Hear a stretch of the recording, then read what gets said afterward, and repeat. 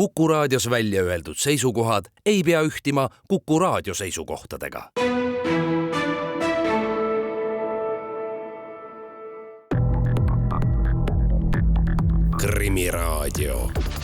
Krimiraadio.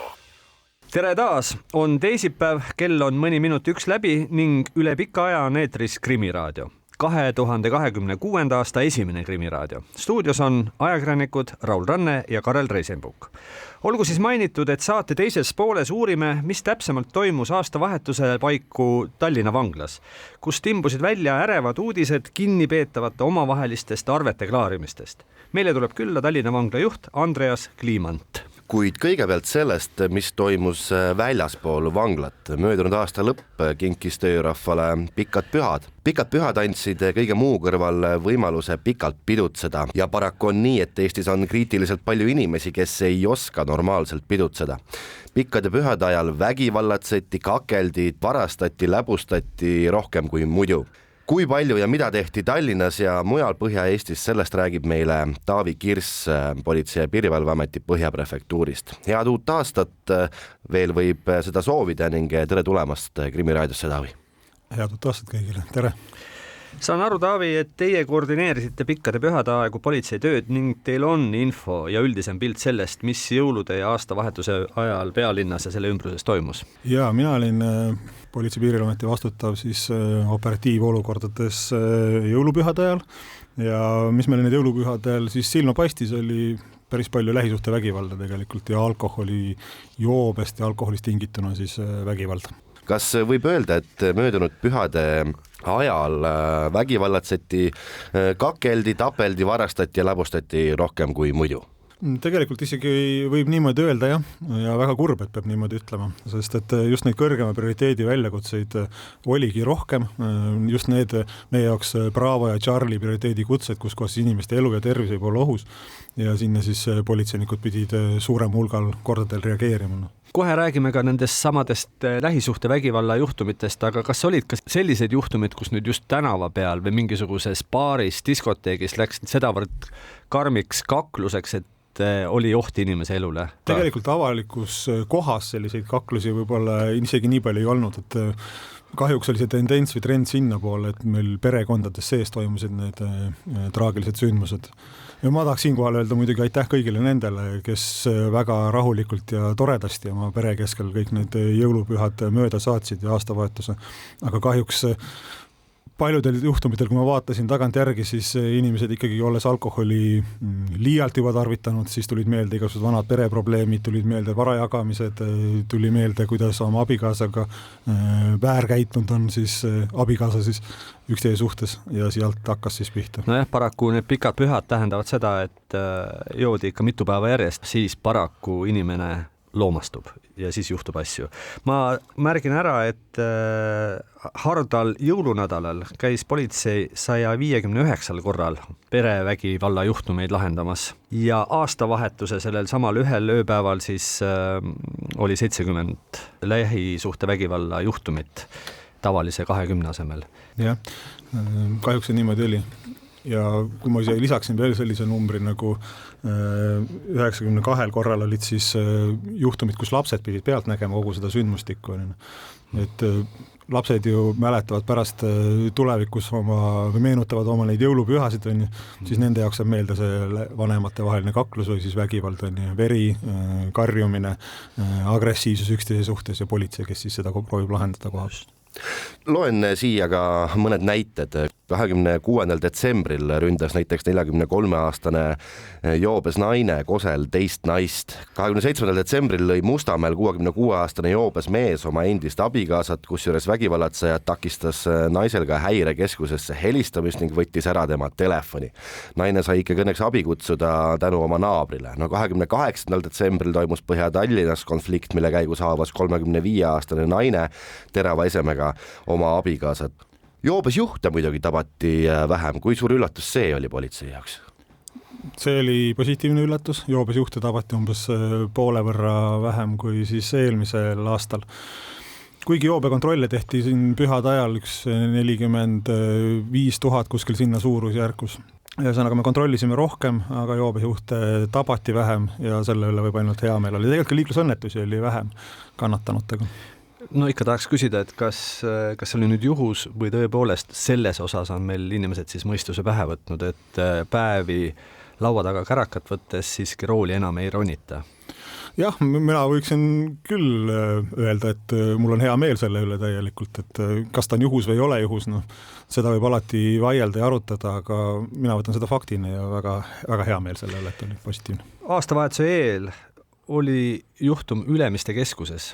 Üks meeltesegaduses endine töötaja pani lõhkekeha prügikasti või sellise prügiurni, see plahvatas, üks inimene sai viga, aga see tähendas seda, et politsei tõi välja täiendavad jõud, et ennast näidata nii ostukeskustes kui mujal avalikes kohtades. Mis te arvate, milline oli efekt, kas näiteks kauplustest, kaubanduskeskustest varastati vähem kui tavaliselt? Vot seda ma isegi ei oska öelda sellisel kujul, aga ma olen saanud inimestelt positiivset tagasisidet selles mõttes, et nad on näinud politseid rohkem avalikus ruumis, kui väga palju muidu tavaliselt võib-olla ei märgata politseid või märgatakse kuskil liiklusjärelevalve käigus, siis nüüd märgati erinevatel rahvakogunemistel ja üritustel ja kaubanduskeskustes ja oleme ausad, see sündmus oli väga erakorraline tegelikult Ülemiste keskuses. Meil on üks Eesti kõige suurem kaubanduskeskus, väga palju jõulueelset sagimist, inimesed ostavad kingitusi ja nüüd toimub seal pommiplahvatus. Et mu enda karjääri jooksul või töö jooksul politseis on operatiivjuhina üks sarnane juhtum olnud, aga see oli avalikus ruumis, kui lõhkekeha plahvatas ja kus ka inimene vigastada sai. Aga nüüd sellel konkreetsel juhul siis peale seda sündmust, me nägime, et see tekitab inimeste turvatundes kohe väga palju murekohti ja me endal ka muidugi alguses, et mis siis nüüd toimumas on ja me suurendasime siis politseipatrullide arvu päris jõudsalt, et siin Tallinna piirkonnas oli kuskil 20 patrulli igapäevaselt rohkem liikumas. Oleme ausad, ajad on keerulised. Õudsed asju juhtub igal pool maailmas ja me ei saa ju kunagi välistada, et neid siin ei juhtu. Seetõttu tõepoolest see plahvatus, kus õnneks tõesti oli üks kannatanu, see paneb inimesi narveerima, muretsema, närvitsema. Ja ma vaatasin tegelikult ka tagantjärgi pärast siis patrullide teenistuslehti, kui nad siis käisid kontrollimas, siis kuskil suurusjärgus 1000 kontrollimist tehti siis erinevate kaubanduskeskuste ja avalike ürituste vaates ja politseinikud ikka kirjeldasid seda, kuidas nad suhtlesid seal kaubanduskeskustes poemüüjatega, suhtlesid seal turvatöötajatega, klientidega ja prooviti alati ka siis tähele panna seda, et kas on siis nendes keskkondades mingisuguseid turvalisust ohustavaid aspekte, millega siis saaks tähelepanu juhtida. No me nägime tegelikult täna, ütleme selle pühade ajal, et prügikaste ikkagi väga paljudes kaubanduskeskuses enam ei olnud, mis oli positiivne. Ja inimesed said hakkama, aga meie teeme siin väikese pausi. Krimiraadio.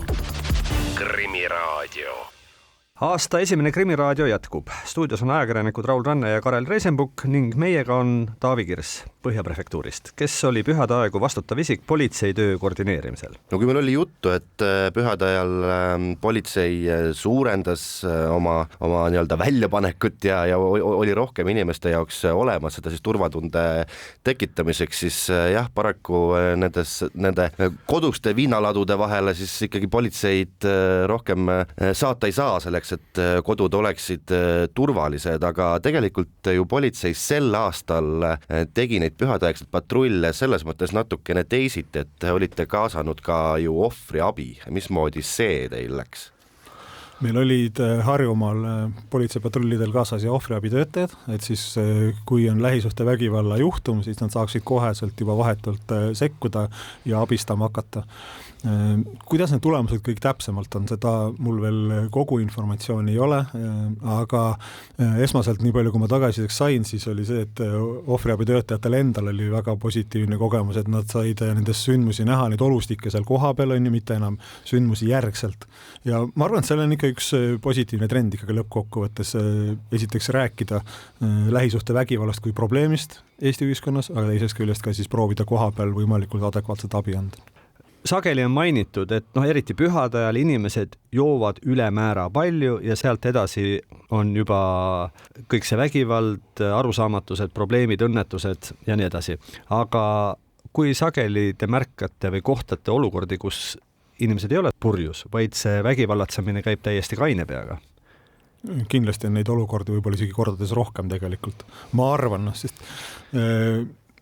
võib-olla kui see lähisuhte vägivald on nagu nii kaugel juba arenenud, et politsei peab sekkuma, on nagu üks aspekt seal juures, aga teine on vaimne vägivald, on ilma füüsilise konfliktita isegi, üksteise kallal karjumine, alandamine üksteist ja võt need on pereseinte vahel, ma arvan isegi tunduvalt rohkem, kuhu politsei nii palju jõuab, aga ma toon näiteks ühe juhtumi ka enda siis jõulupühade ajast, kus naaberkorteris oligi lähisuhte vägivalla juhtum, kuulsin, kuidas mees ja naine omavahel karjuvad, helistasin ise politseisse ja kutsusin patrulli kohale, et siis patrull seda olukorda seal maandaks. Ja kuidas politsei reageeris?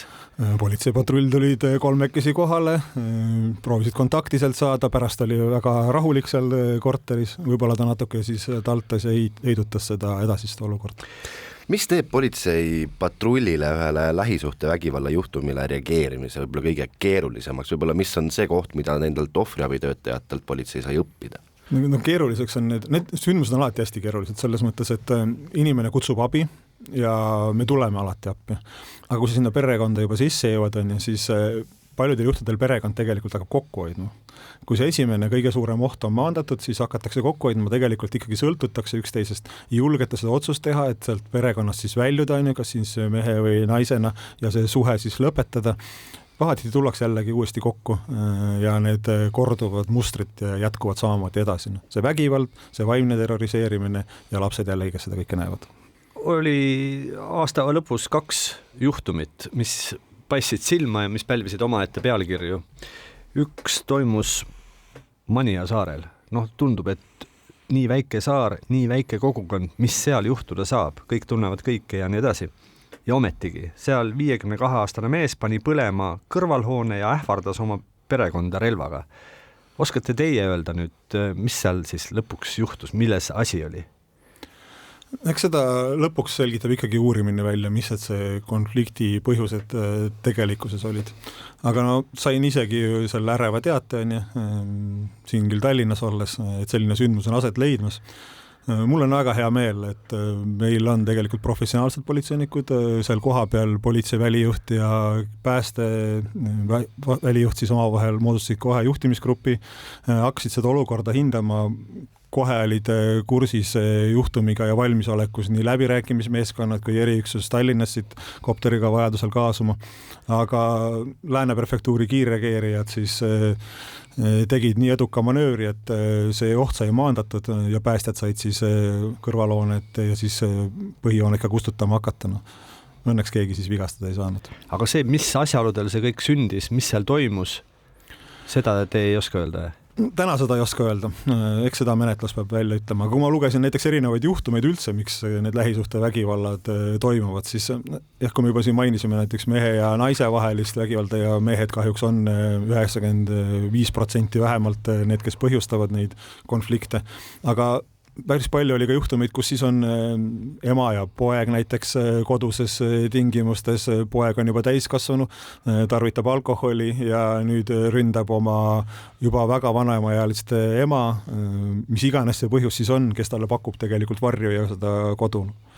Ja sama õnnetu lugu ju tegelikult juhtus ka Narvas, kus ikkagi inimene ära tapeti.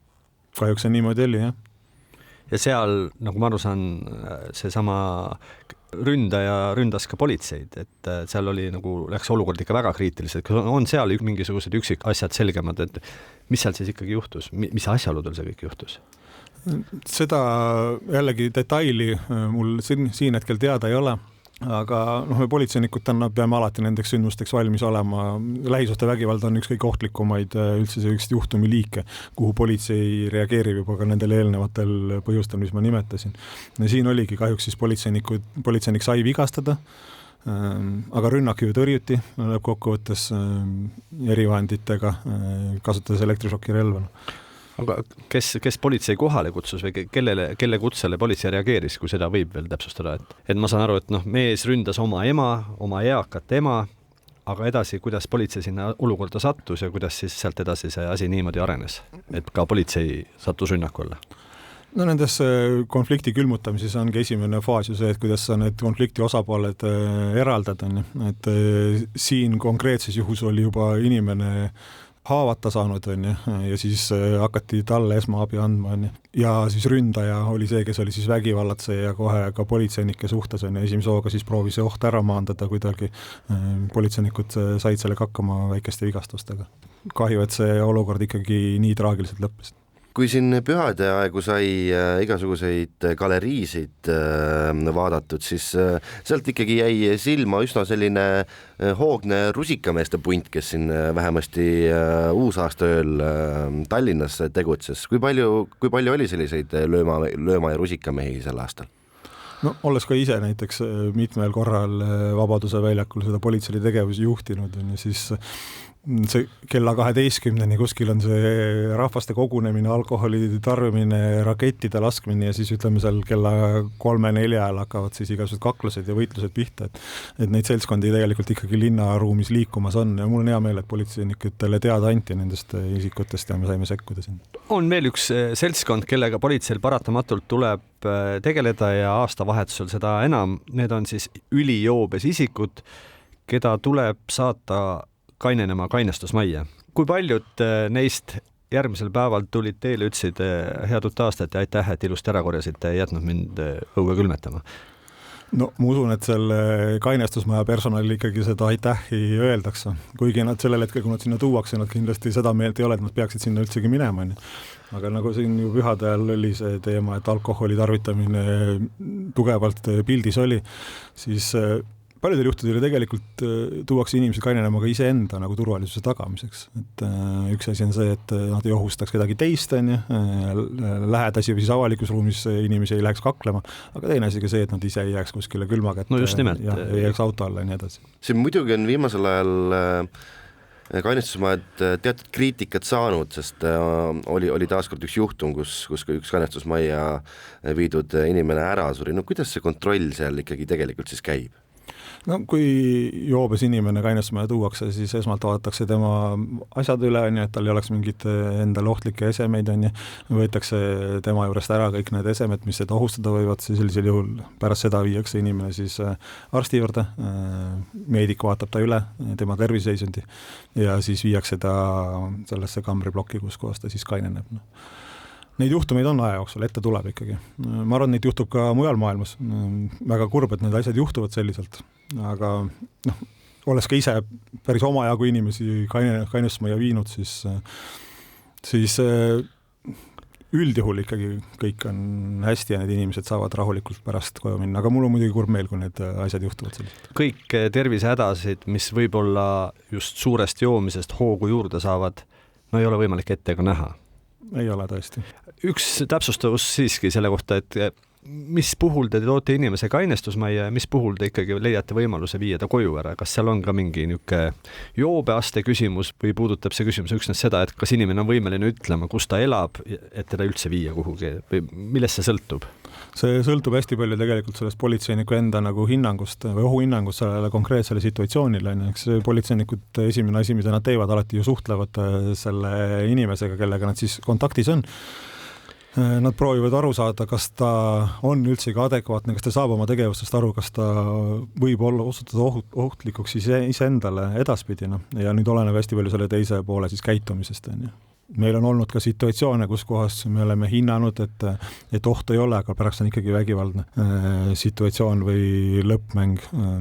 Aga jah, politseinik ise hindab seda olukorda, ta kontrollib joobeastet ja siis teeb otsuse. Kas politseinike jaoks üldiselt saab ka see nii-öelda pinev ja väga raske aeg läbi esimesel kuupäeval või siin on ikkagi teatud jätkuosa, et siin see kibe aeg ei lõppe esimese kuupäevaga? No ütleme, esimene kuupäev tavaliselt hommikupoolik on rahulik, peale lõunat siis hakkab võib-olla joobesjuht jällegi liikuma ja kontrollitakse seda osapoolt. Aga ega siin jaanuari ju algus on veel ikkagi, meil on Vene jõulud on tulemas. Tahame või ei taha, nad on tulemas. Ikkagi on tulemas ja need tähistatakse samamoodi.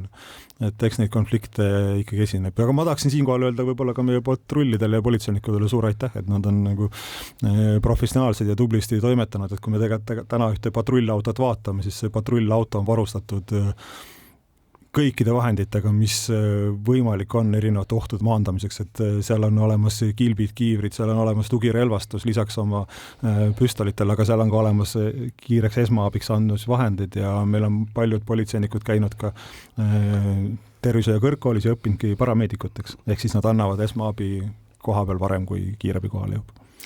Krimiraadio kindlasti ühineb nende tänusõnadega, aga aitäh ütleme ka teile, Taavi Kirss Põhjapolitsei prefektuurist, et leidsite täna aega meile saatesse tulla ja jõudu uuel aastal. Meie läheme siit aga väikesele pausile, pärast seda räägime, miks läks Tallinna vanglas pühadaegu olukord vägagi pingeliseks. Krimiraadio. Krimiraadio. Selle aasta esimene Krimiraadio jätkub nüüd uue külalise ja mõnevõrra teise teemaga. Saatejuhtideks on jätkuvalt ajakirjanikud Raul Ranne ja Karel Reisenbuk ning stuudios on nüüd ka Tallinna vangla direktor Andreas Kliimant. Tere tulemast Krimiraadiosse. Tere päevast. Kutsusime teid saatesse seepärast, et aasta lõpus ilmusid uudisvoogudesse ärevad ja vägivaldsed lood teie juhitavast vanglast. Aga alustame algusest. 27. detsembri päeval puhkes Tallinna vanglas kaklus, kus 5 kinnipeetavat vägivallatsesid ühe kaasvangi kallal. Vangla ei kiirustanud väitma, et tegu oleks olnud mingisuguse pikaajalise konfliktiga, ent millega siis ikkagi tegu oli? Tõepoolest 27. detsembri hommikul siis toimus ühes eluosakonnas kinnipeetavate vahel füüsiline konflikt, mille käigus siis tekitati ühele kinnipeetavale kehavigastusi. Antud juhtumi puhul on alustatud kriminaalmenetlus ja menetlushuvide vaates me praegu rohkem detaile avaldada ei saa. Küll saab seda öelda, et meile praegu teadaoleva info põhjal ei olnud tegemist siis pikaajalise konfliktiga ehk tegemist, et oleks mingi kättemaks või midagi, et isikute vahel tekkis erimeelsused ja sellest siis mindi ka arveid klaarima. Aga see ei olnud ju ometigi ka mingisugune olmetüli, seal pidi olema midagi põhimõtteliselt, kui 5 meest nüüd siis otsustavad ühe kallal seal siis vägivallatseda. Tõepoolest, et paraku vanglas juhtub füüsilisi konflikte ja enamus neist on küll seotud olmetülidega, et aga on ka selliseid, kus siis tulevad mängu kinnipeetavate vahel erinevad hoiakud ja sellised põhimõtted ja minnakse siis tülli ja arvestades siis nii-öelda selliseid subkultuurilisi elemente on vaja siis jõuga oma õigus maksma panna. Nendest subkultuurilistest elementidest räägime, ma ikkagi pean küsima, et vaata selle sündmusega seoses läksid kohe kuuldele kuulujutud või siis ütleme siis vanglast lendu lastud sõnumid, et ohvrit väidetavalt peksti ning teda ka kuritarvitati seksuaalselt. Kuivõrd need jutud nüüd tõele vastavad? No peksmise ehk füüsilise konflikti juhtum on kinnitust leidnud, aga muudes osades veel kord, et toimub kriminaalmenetlus ja me rohkem praegu detaile avaldada ei saa. Aga kindlasti kontrollime põhjalikult kõik väited üle ja miks see juhtus ja kuidas juhtus. Millest ikkagi sellised kuuldused või ma ei tea, kellele võiks olla kasulik, et kuidagi vanglast sellised lood lendu lasta? Üks võimalus on, et kinnipeetavad ise siis kasutades osakondades olevaid telefone helistavad vanglast välja oma tuttavatele, võib-olla ka ajakirjanikele ja kellegile veel ja need jutud siis niimoodi levivad. Kellele see kasulik võiks olla? Eks sellel helistajal on mingi motiiv olemas. Tihti on see, et kui kinnipeetav ise annab sellest teada, eriti veel juhtumist, kus ta ei ole ise seotud, siis tal on üks eesmärk on vangla nii-öelda töötajatele või vanglale siis probleeme tekitada.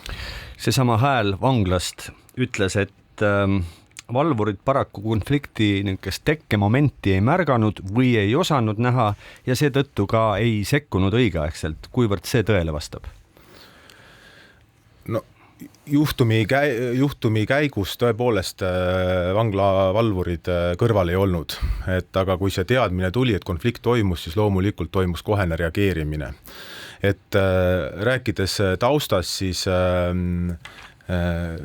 kinnipeetavad paiknevad eluosakondades ja kambri uksed on reeglina päeval lahti, nii et nad saavad oma eluosakonna piires siis liikuda ja üksteisega suhelda.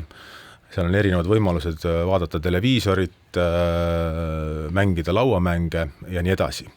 Et, ja valvurid ei ole kogu aeg selle kambriukste lahtioleku ajal osakonnas. Teine juhtum päris aasta viimasel päeval toimus füüsiline konflikt kahe kinnipeetava vahel. Pean ikkagi üle küsima, et kas need kaks juhtumit on kuidagi omavahel seotud? Nendel puudub igasugune seos, et need toimusid ka erinevates üksustes. Ja see juhtum, millele te viitate, et seal tõepoolest konflikt toimus, aga siinkohal saab küll öelda, et vanglaametnik reageeris mõnekümne sekundi jooksul ja see füüsiline konflikt oli pigem selline tõukamine. Nii et selgelt sekkus, inspektor kontaktisik paikneb osakonnas, tema kabinet on osakonnas, uksed on lahti ja kui nad kuulevad ja näevad, siis nad kohe sekkuvad ka. Andres Kliimant, te olete Tallinna vangla direktor olnud nüüd umbes täpselt aasta. On see nii, eks? Parandan, 11 kuud. 11 kuud. Aga samas süsteemis olete te töötanud päris pikka aega. Kas sellised aasta lõpus toimuvad nihelemised, vägivallatsemised, peksmised, arvete klaarimised on siiski ootuspärane, tavapärane vanglasüsteemis? Tõepoolest vastab tõele, et ma olen nüüd nagu tagasi, et olen varasemalt pikalt töötanud vanglateenistuses, siis vahepeal mitu aastat töötasin Politsei- ja Piirivalveametis ja nüüd tagasi. Aga kui tuginedes statistikale ja arvudele, siis tegelikult arvud ei kinnita, et pühade perioodil või ka nädalavahetustel oleks rohkem füüsilisi intsidente või konflikte kui tavapäevadel. Käesoleva aasta ja ka eelmise aasta 2025. ja üle-eelmise aasta 2024. aasta statistika ütleb, et kõige rohkem füüsilisi konflikte toimub esmaspäeviti ja teisipäeviti. Koguni nii. Jah. Ja kui võtta nüüd veel siis paari viimase aasta pühade periood, jõulud ja aastavahetus, siis 2025. aastal oli 3 juhtumi võrra vähem füüsilisi intsidente kui 2024. Miks ma seda küsisin, on see, et vanemad ajakirjanikud ja loomulikult vanemad vanglatöötajad või vanglaametnikud teavad, et varem, siis kui meil ei olnud moodsaid vanglaid, vaid olid siin sellised õnnetud laagertüüpi vanglad, siis elas siin meil see teie pooltki mainitud subkultuur päris jõuliselt ja selles subkultuuris oli siiski oma mingisugune rituaalne tähendus sellele, et aasta lõpuks õiendati, klaariti ära kõik arved, karistati neid, kes vaja, maksti ära kõik võlad ja juhul, kui neid ei õnnestunud maksta, siis seal toimus mingisugune asetuse muutumine vangide hierarhiasüsteemis ja nii edasi.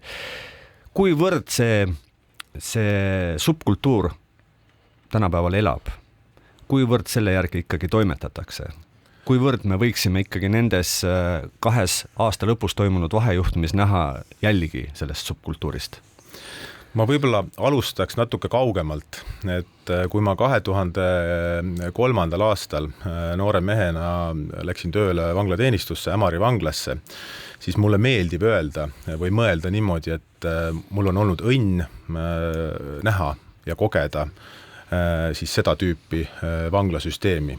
Ja miks? Sellepärast, et nüüd ma tean, kuhu ma kunagi tagasi jõuda ei taha. Ja selle näite mõte on see, et tänapäeva Eesti vanglasüsteem on väga moodne, väga arenenud ja aastate jooksul nii taristu kui ka ametnike professionaalsuse tõttu võib öelda, et see klassikaline subkultuur, mis levis massiliselt laagertüüpi vanglasüsteemis, seda enam sellisel kujul ei ole. aga loomulikult on naiivne öelda ka seda, et seda üldse ei ole. See subkultuur on hajunud, aga kindlasti mingisugused sellised põhimõtted, hoiakud, eriti siis nende inimeste poolt, kes on pidanud karistust kandma ka nii-öelda laagertüüpi vanglates, et neid ikkagi üritatakse veel järgida. Aga vanglateenistuse ja ka Tallinna vangla jaoks on tegelikult lihtne põhimõte, et meie jaoks on kõik võrdsed ja turvalisus on number 1. Et ka sellel aastal, tulles siis Tallinna vangla direktoriks, et oleme selgelt tõstnud siis turvalisuse, turvaline keskkond number 1 prioriteediks, millele me siis kõik pöörame tähelepanu ja üritame seda pingutust teha. Meil oli jutuks, et te olete 11 kuud Tallinna vanglat juhtinud, vahepeal käisite ära. Mis oli võib-olla see, kui te nüüd tagasi tulite sinna vanglasüsteemi, mis teid kuidagi üllatas või taipasite, et midagi on muutunud või kui palju üldse elu vanglas ja kui kiiresti muutub? Minu viimane vanglaametniku koht enne Politsei- ja Piirivalveametisse suundumist oli Viru vanglas lühikest aega ja enne seda ma pikalt töötasin Tartu vanglas siis teabe- ja uurimisosakonna juhatajana. Et selles vaates võiks öelda, et need 3 moodsat vanglat, et siin nagu üllatust ei olnud. Kuigi Tallinna vangla oma olemuselt, oma taristult ja tehnoloogialt on ikkagi tipptase ja minule meeldib seda öelda, et meil on nutivangla. Kasutame neid võimalusi ja ekspluateerime neid vahendid, sealhulgas ka selle turvalisuse tõstmiseks. Et aga kindlasti mida aeg edasi, seda vähem näeb seda sama nimetatud subkultuuri ja sellest tingitud käitumist ja hoiakuid. Et ja need väljendusviisid, millest nii-öelda see klassikaline subkultuur ja hoiakud väljenduvad, on täna sellised juba võib öelda detailid. Küll näiteks see, et millise toidujagaja käest toitu vastu võtta, kes kellega võib ühes kruusis teed juua, aga need on ajas vähenenud. Kes koristab ja kes mitte, seal on ka neid momente, ma tean, et on ikkagi isikuid, kes ei võta harja kätte mitte mingil moel, kandku nad kui palju kordi neid karistusi. Nii on lihtsalt. Just. See selleks, aga kas nüüd aasta lõpus toimunud kuritegude puhul oli märke, mingisuguseid subkultuurilisi märke, et need konfliktid üldse tekkisid? Nende 2 juhtumi puhul, mida me käsitlesime, et nende puhul, nagu ma mainisin, seost ei olnud. Aga selle ühe puhul seal, kus siis oli see tõsisem juhtum, kus 5 kinnipeetavat siis kasutasid vägivalda, et seal menetluse käigus on üks hüpotees, mida me kontrollime, et miks need tülid ja erimeelsused tekkisid. Seda vaatame. Krimiraadio. Krimiraadio jätkub, stuudios on ajakirjanikud Raul Ranne ja Karel Reisenbuk. Meil on külas Tallinna vangla direktor Andres Kliimant, et temalt küsida aasta lõpus Tallinna vanglas toimunud vägivallajuhtumite kohta. Krimiraadio kuulajad ilmselt meile ei andestaks, kui me võtaks jutuks ka ühte hiljutiste kohtuotsust, mis siis puudutab nimelt varem Tallinna vanglas toimunud tapmist. Selge on, et Marek Madisoo tappis oma kambrikaaslase Carlos Kolgi. Ent üsna üheselt ütles ka kohus, et noore mehe surma eest peab vastutama ka riik, sest Tallinna vangla jättis osa kohustusi täitmata ja osa ülesandeid täitis hooletult. Tapetu omakseid esindav advokaat Paul Keres ütles, et vanglas valitses kuritegelik segadus ja bardakk. Mis siis sellest sündmusest nüüd õpitud on või kas on? Jah, see kahetsusväärne sündmus, julgen väita, muutis väga palju. et alates loomulikult see kogu sissevaade, analüüs, et miks juhtus, mida juhtus ja siis järeldused, mida saab teistmoodi teha. Et ja nagu kohtuotsustes on välja toodud tõepoolest, et mingid kohustuslikke tegevusi, järelevalvetoiminguid, mis on siis vanglas kohustuslik ametnikul teha, neid tehti siis kehvasti või ei tehtud üldse. Nüüd käesoleval aastal, nagu ma ennem mainisin, oleme selgelt tõstnud siis selle turvalise keskkonna ja turvalisuse üheks peamiseks teemaks, millega me tegeleme. Ja lähtun sellest, et turvalisus ja turvatunne kõikidel inimestel on selline baashügeen, mille me peame tagama. Ja siin nagu järgi andmisi teha ei saa. Ja kui võtta nüüd sellist andmepõhist juhtimist ja suuremat pilti Tallinna vangla kontekstis, siis võib öelda, et kuigi meie kinnipeetute arv on mõnevõrra suurenenud, võrreldes siis 2024. aastaga 30 kinnipeetava võrra, on füüsiliste vägivallajuhtumite arv vähenenud vanglas tervikuna. Seda 8 juhtumi võrra. Pannes siia juurde ka veel muud muutujad, mis tõstavad kindlasti seda ohutaset ja tõenäosust või võimalust, et kinnipeetavate vahel võivad konfliktid toimuda. Näiteks 2024. aasta lõpus siis nii-öelda vahistatute režiimi muutus. Kui varasematel aastatel olid vahistatud kinnipeetavad siis 23 tundi ööpäevas lukustatud kambris kahekesi, siis 2024. aasta lõpust režiim muutus ja nad on samamoodi siis osakonna piires avatud. Ja kui kinnipeetud isikud on avatud, saavad omavahel suhelda, siis on tõenäosus, et seal võib tekkida ka konflikte. Et olmekonflikte just, mida mõnes mõttes on raske ära hoida, sellepärast, et need tekivad erinevatest põhjustest ja järsku momendiga. Ja need on peamised, et selliseid planeeritud kättemaksust tingitud juhtumeid, et need on üksikud tegelikult. Ja selle vaates ka, et kui me ei ole kõrval ja ei suuda kõike ära hoida, siis üks selge fookus on tõsta meie nii-öelda järeltegevuste efektiivsust ja loomulikult menetlused. Et toon mõned arvud siia võrdluseks, et kuigi füüsilise vägivalla juhtumite arv on vähenenud mõnevõrra, on näiteks kriminaalmenetluste arv 24 võrra tõusnud võrreldes siis 2024. aastaga. Ja miks? Sellepärast, et me võtsime sellise selge seisukoha ja põhimõtte, natuke sarnane võib-olla ka väljas lähisuhte vägivalla vaates, et me alustame menetluse faktipõhiselt.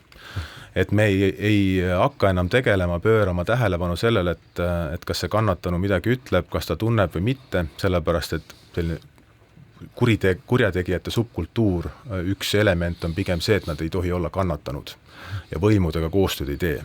Siis tihti öeldakse, et on küll põsk paistes või silm sinine, et kukkusin poodist 3 korda niimoodi ja teine magas. Ka selles mõttes subkultuur ikkagi toimib? Aga see on vähem, et me alustame menetlused ja me tõendame, anname oma parima pingutuse tõendada siis selle menetluse käigus. Seal juba tekivad siis ka menetlusstaatused on teised ja kohustused ja õigused. Ja see nii-öelda menetlustega päädinud juhtumite arv, osakaal on tõusnud märgatavalt.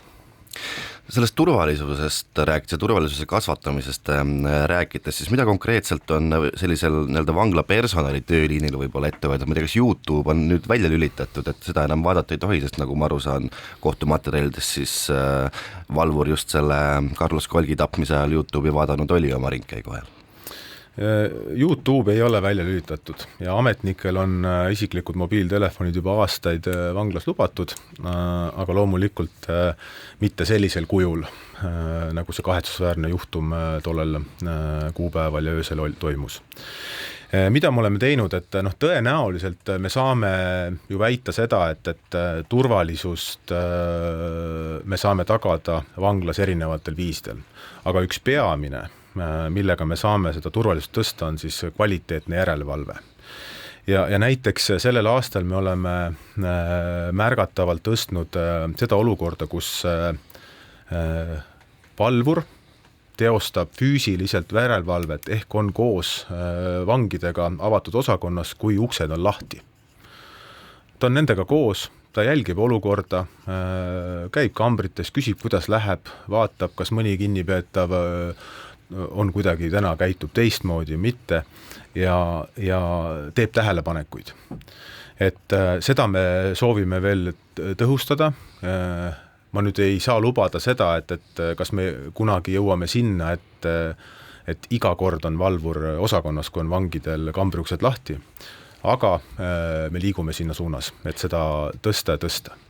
Nüüd selle tapmisjuhtumi taustal oli ikkagi päris paljudel küsimusi nii selle kohta, et kas see vangla sisene julgeolekuteenistus, see, kes ikkagi jälgib, mis toimub, kuidas toimub, kes kellega, kuidas, mil viisil konfliktis on või kuidas suhtleb.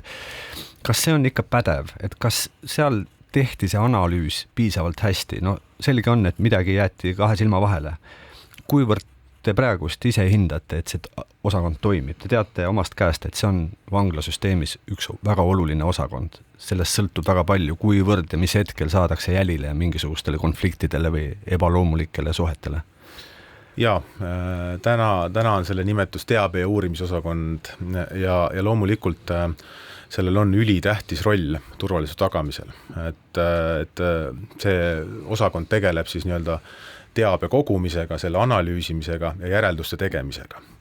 Ja ma julgen väita, et mida kvaliteetsem on meil info, teave, mida me saame, mida paremini me suudame seda analüüsida ja reageerida, seda turvalisem tõenäoliselt vanglas on. Teabe- ja uurimisosakond lisaks teabehankele menetleb siis ka kriminaalasju, vanglas toime pandud süütegude vaates ja väärteomenetlusi ja nagu ma ennem siis ütlesin, et üks selle aasta fookusid on siis kiire ja jõuline kriminaalmenetlus. Et lisaks sellele, et me alustame menetluse, kriminaalmenetluse kiiresti, me püüame ka siis selle kiiresti ära menetleda, et tekiks siis tegu tagajärg ja põhjusiks seos kinnipeetaval. Aga kas see too tapmisjuhtum on selles töös ka midagi muutnud, üle vaatama pannud teid, sest ta juhtus vaatamata kõigele, selge, et seal oli, eks ole, ametniku luhakus, kõik nii edasi, aga mulle tundub, et seal oli ka mingisugune praak just nimelt selles töös, mis puudutab seda tausta uurimist. Kas selles osas te ka vaatasite üle midagi, mingisugused käitumisnormid, mingisugused reeglid, süsteemid, kuidas oma tööd paremini teha? Jaa, selle juhtumi valguses vaadati üle kogu siis paigutuspõhimõtete protsess ja tehti mõningad muudatused, et loomulikult üks võtmekohti on see, et kui 2 inimest pannakse ühte kambrisse elama väiksesse tuppa, siis enne hinnatakse kõik nende riskid ära, sealhulgas ka need, kas neil on olnud varasemalt siis seotud mingid kuritegelikud sidemed, muud probleemid, mis tulenevad ka võib-olla osaliselt sellest subkultuurist. Ja sellest lähtutakse. Aga tihti on nii, et paigutamise hetkel need inimesed sobivad, aga need probleemid tekivad siis selle kooselu käigus. Ja tihti need probleemid on väga pragmaatilised. Need probleemid on telekakanali pärast minnakse tülli, kui palju koristab kambrit ja nii edasi. Norskamise pärast. Norskamise pärast, just. Mõnes mõttes sellised elulised ja inimlikud soovid. Aga sellest võib süttida väga suur konflikt hoobilt. Absoluutselt, jah. Ja siin nüüd me oleme küll kindlasti lisaks muudele asjadele teinud sellise käiguvahetuse, et meie ambitsioon on, et kuidas sellised tekkivad konfliktid, et kuidas see teadmine jõuab meieni, ehk usaldus kinnipeetavatega, et nad julgeksid meile öelda. See on ka üks see, et kui valvur on osakonnas, siis see vang saab anda talle teada. Või inspektor kontaktisiku tööruumid on nüüd osakonnas sees. Osad kasutavad seda taktikat, et kabineti uks on täitsa lahti, nii et kinnipeetav saab tulla ja oma muredest rääkida. Ja vot siis erinevate spetsialistide hinnangul antakse sellele koos paiknemisele nii-öelda hinnang ja tehakse. Et meil on iga päev toimub üksustes, osakondades mitmeid ümberpaigutusi. Kui palju te sellisel teave kogumisel võib-olla komistate nende samade subkultuuriliste ilmingute otsa, et kes see siis ikka kits tahab olla ja mismoodi nad ju neid nii-öelda teiega suhtlejaid ja kitujaid siis nimetavad? Oleks naiivne öelda, et ei komista, et loomulikult see mõjutab, aga mina näen seda niimoodi või ma seostan, et mida turvalisemalt tunneb ennast kinnipeetav isik vanglas, seda suurem tõenäosus on, et ta ka annab teada erinevatest tähelepanekutest ise julgelt siis ametnikele, kui on mingid probleemid. Ja see on ka ajas muutunud, et see teada andmine, abi küsimine on muutunud. Ja kui veel nagu üldisemalt mõelda, või küsida hüpoteetiliselt, kas Eesti vangla on turvalised, siis ma julgen väita, et jah, nad on turvalised. Ja üks selline suur indikaator, mida ma võib-olla saan ka oma varasemast vangla karjäärist nii-öelda siis selles laagertüüpi süsteemis ja ka Tartu vanglas siin varasemalt on see, et meil täna me kohtleme kõiki vange võrdselt ja kõik vangid ükskõik millise kuriteo eest, ükskõik millise taustaga istuvad nii-öelda koos ühes osakonnas, paiknevad koos. Et kui varasemalt oli niimoodi, et laagertüüpi vanglates, et seksuaalkurjategijad hoiti täitsa eraldi, sest et kardeti, neid ei saanud paigutada teiste tavakinnipeetavate kokku. Inimesed, keda võis ähvardada kättemaksuoht nende endise ametialase tegevuse tõttu, politseinikud, kohtunikud, need olid ära, siis täna on nad kõik paigutatakse üldistel põhimõtetel. Loomulikult hinnatakse igat riski eraldi, iga inimese ja konkreetse osakonna vaates, aga nad istuvad koos. Pean täpsustama, et kas siis ka kõige vängemate kurjategijate puhul mingisugune eristus ja kehti, et nii-öelda seda supermaksi, nagu ka nimetati, enam ei ole siis või? Tugevdatud järelevalve osakond on küll Viru vanglas ja see on jätkuvalt olemas ja sinna paigutatakse siis kindlate riskide alusel. Et peamiselt need isikud, kes on siis seotud organiseeritud kuritegevusega või on kuulunud kuritegeliku ühendusse ja loomulikult ka need, kes siis suudavad, kellel on siis oskused, tahe, vahendid panna vanglas toime uusi kuritegusid. Ja peamiselt on need seotud siis keelatud ainete vanglas organiseerimisega näiteks. Tallinna vangla direktor Andreas Kliimant, suur tänu, et leidsite aega täna Krimiraadiosse tulla. Sellega on aasta esimene Krimiraadio ka lõppenud. Saate esimeses osas käis meil külas Taavi Kirss Põhjapolitsei prefektuurist. Vaatasime temaga tagasi pühade sündmustele. Täname teda ja loomulikult kõiki kuulajaid. Saadet juhtisid ajakirjanikud Raul Ranne ja Karel Reisenbuk. Järgmine Krimiraadio on eetris juba järgmisel teisipäeval. Kuulmiseni. Krimiraadio.